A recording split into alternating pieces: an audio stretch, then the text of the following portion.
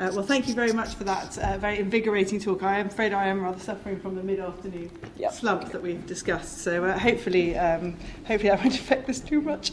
But it's a real honour to be here today. I'm right at the beginning of my research on sleep, actually, so it does feel like a real honour to listen to people who have been thinking about this topic for much longer than I have. Although since 2012 I've been teaching a course to undergraduates called Cultures of Sleep, so I have looked at some of your work and we've bonded over teaching a course. So anyway, this paper will be much more about questions rather than answers, and just scoping out some of the areas that I'm interested in.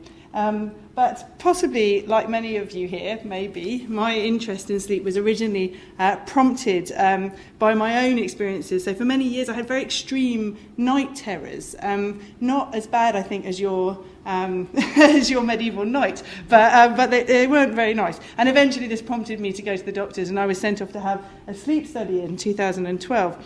And the next morning, when I sort of anxiously asked the technician, well, what happens? They said, well, nothing. You just slept really fine. And I was really quite disappointed because I wanted someone to witness, what I was going through at home. And they said, oh no, don't worry. And this is what she said: patients rarely perform their symptoms.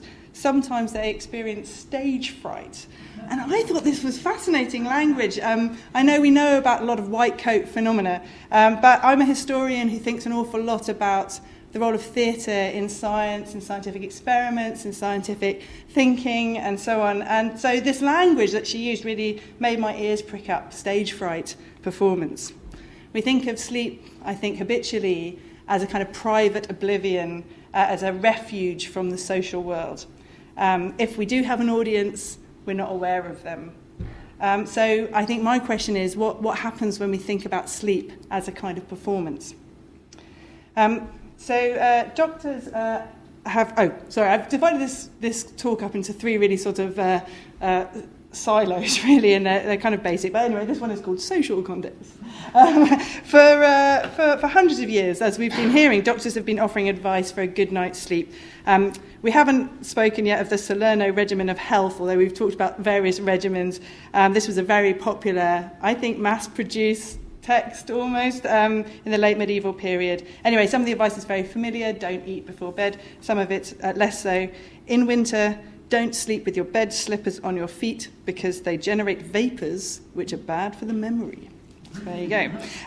But perhaps we're living at a moment in a particularly self-conscious moment in relation to disciplining and improving the quality of our sleep. And where the Salerno regimen was mainly preoccupied with physical effects, I think a lot of the advice we receive today includes suggestions for how to calm the mind through repeated performance of certain rituals, the creation of affectively charged atmospheres. So we hear about setting the scene, setting the stage for sleep. We'd hear about lighting and smells, music and other kinds of cues. In fact, I think someone earlier alluded to a choreography of sleep, which I thought was a really enticing phrase. The cultural theorist Teresa Brennan has written that the deliberate creation of an atmosphere is theatre. But this is sort of only one way in which we can think about this role of theatre in our sleep today. We also hear a lot about different kinds of performances. So how important sleep is for better performance at work. I've already talked about setting the scene, but sleep and high performance, what Olympic athletes know about sleep. So they're a different kind of performance, but also that sleep itself can be high performance. So it can run like a kind of sleek and efficient machine. So 7 steps to building a high performance sleep routine. 5 ways to prep your bedroom for high performance sleep. So this word performance, I think, operates in different kind of ways when we think about sleep.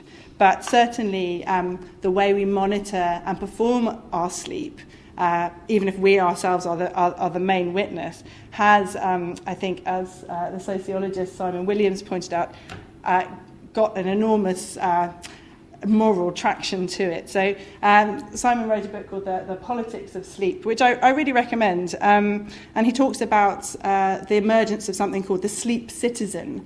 And I think this kind of goes back to something we were talking about earlier on, that actually that perhaps there is a sort of growing moral unease about sleeplessness more generally. So he talks in a chapter entitled Vigilance and Virtue about the dangers of drowsy driving, the stressed doctor, worker burnout, and so on.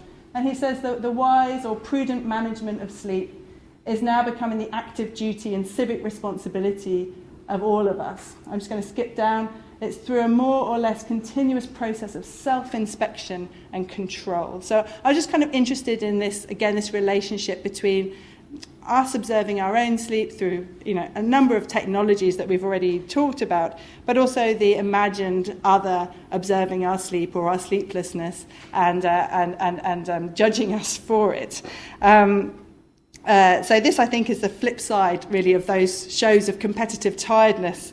Those competitive tiredness amongst, say, your academic colleagues, certainly between sleep-deprived and squabbling parents of young children. To be a responsible sleep citizen, we must become conscious of our own sleep habits to make that sleep efficient and productive. And if we don't manage to do that, then we have to perform differently. We have to perform alertness. We have to perform well-restedness, whether we're going to use makeup to do that or whether we're going to use the emotional labour of appearing upbeat and energetic when we're not feeling that way at all. So that's some ways in which we might think about the question of performance as being central to our culture of sleep today. But second area I'm interested in is the medical. So actually, Sally had this lovely phrase, when do we start watching people sleep? And I just spoke earlier about the experience of being in a sleep clinic and the kind of potential theatricality of that space. But certainly, historically, there we go, that's a sleep clinic. Historically, we've thought there are lots of interesting examples about people staging their sleep for cameras or for audiences and being watched while they do so as part of the ways in which our modern understanding of sleep has emerged. And I just want to talk about this one, which I'm hoping that I can play. Okay, I'll talk a bit over the titles because they're slow. So this film was made in 1925 by a German neurologist, Friedrich Heinrich Levy, I think, who's based in Berlin. And it shows a patient suffering from acute encephalitis lethargica, which was known at the time as sleeping sickness. So encephalitis lethargica was a global pandemic between 1915 and 1926. The milder symptoms were lethargy, headaches, some muscular tremors, and the more serious cases were left speechless in a kind of coma-like condition, sometimes for many years, so almost 1 million people died, succumbing to infections of various kinds, and there were many more confined to institutions. And I'm sure you all remember the Awakenings film that Oliver Sacks' book is based on this. So it was known as sleeping sickness. But as a Dr. A.J. Hall, British doctor, wrote, it was not true sleep. So the lethargy involved a kind of delirium at night and a stupor during the day, and often the patient was kind of awake to what was going on and then would drop off again. But, I'm not a doctor. My interest in this film is mainly in the conditions for making it. So cinematography was invented in 1895, and it was quickly taken up for use in hospitals and clinics, particularly by neurologists. So this is a big moment for neurology, and they get really excited by this new technology. But to me, when I look at this film, I kind of also see the broader cinematic conventions which inform all of the decisions that were made about, where the camera is going to be, how this patient is going to be presented. In particular, when people wrote and talked about encephalitis lethargica, they often referred to the Sleeping Beauty fairy tale. And this Sleeping Beauty was a staple of pantomimes in Britain and across Europe at this time. So I was quite intrigued by this relationship. This is a photograph from A.J. Hall's book on encephalitis lethargica. This is a program of the Sleeping Beauty. So I'm interested in how these two images, how these two worlds can sort of inform one another, and that will be something that I'm looking into. But even the image of the doctor propping up the sleeping person and then letting them fall, this is an absolute staple bit of business in a comic routine, either of someone who's asleep and they're trying to pretend that this person is awake, or someone who's dead and they're trying to pretend that they're alive. So this routine that they're using in the video, in the medical film, is actually something that's already established convention on the theatrical stage. So I'm kind of intrigued by this relationship between these. So this is just one example, I think, of the ways in which theatre can inform sleep medicine. And I guess my interest in this area is to try and tell the story of the history of sleep medicine through in a slightly different way. So we hear a lot about medical texts, and we started to hear a lot about material culture, particularly in Sasha Handley's work. And I'm just really interested in performance culture and theatre culture and how that plays into the history of sleep. But the final area I want to explore in this project, and that I'll talk about today, is about performance and the artistic. So, of course, we all know sleeping bodies are a hugely important resource for artists for thousands of years. I love this sculpture. I think that some of these images create extraordinary moments of intimacy, but also risk, with this kind of erotic charge sometimes, but with this potentially difficult power dynamics. You know, we are presented, when we're presented with an artwork of someone sleeping, we're always aware of the presence of someone else who's been painting them or watching them, and we're aware of our presence as some kind of voyeur. Now, theatre and performance has a very rich tradition of staging sleep.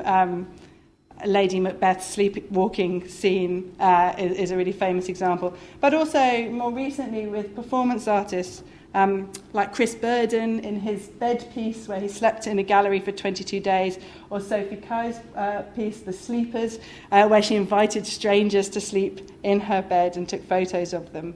And I'm really interested in the way such pieces play with the strange contract of sleeping in public.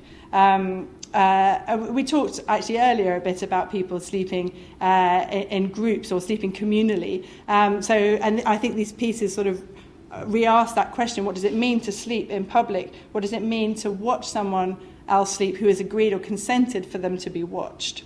Now, when Burden, he made a film about his bed piece, and he talked about it afterwards, and he said there was a really weird experience in the gallery. It almost felt like he had a sort of magnetic field around him that repulsed everyone. You know, no one wanted to come near him. Everyone seemed frightened of me, which I thought was really interesting, because I want to compare this to Tilda Swinton. So you might remember this piece in Cornelia Parker's The Maybe. It was first presented in the Serpentine Gallery, and Parker kind of filled the gallery with lots of medical relics and vitrines, and there was the brain of Charles Babbage was in there. There was a pillow from Freud's couch. There was all sorts of stuff. Anyway, and then there was Tilda Swinton sleeping in a glass box for a week. And then the piece was then restaged in New York in MoMA in 2013, by which time Swinton was much better known than she is here. Now, of course, there are echoes of the Sleeping Beauty story.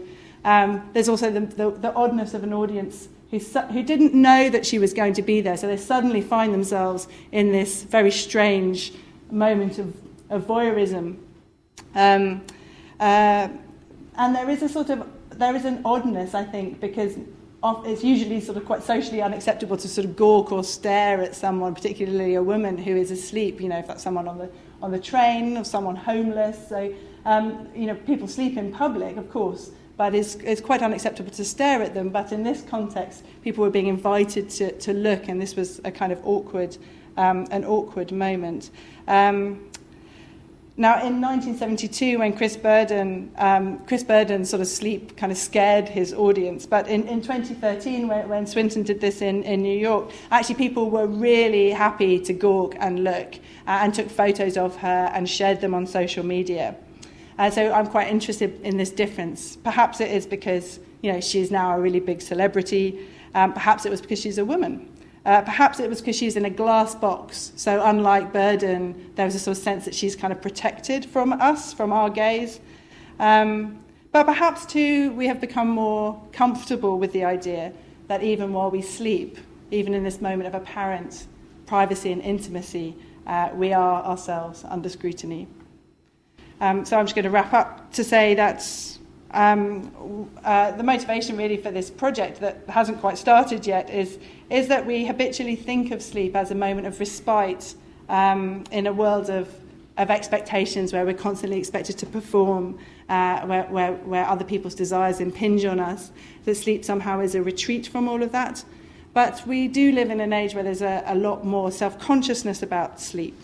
So I'm really interested in asking, what does it mean to refashion sleep into a performance in which the apparently private and solitary becomes a public act, when it becomes something under scrutiny, when it's measured by scientific instruments and moralised about, and whether it's when it's deliberately performed for audiences.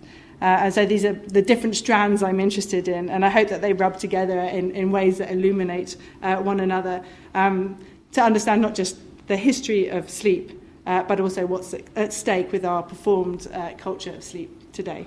Thanks.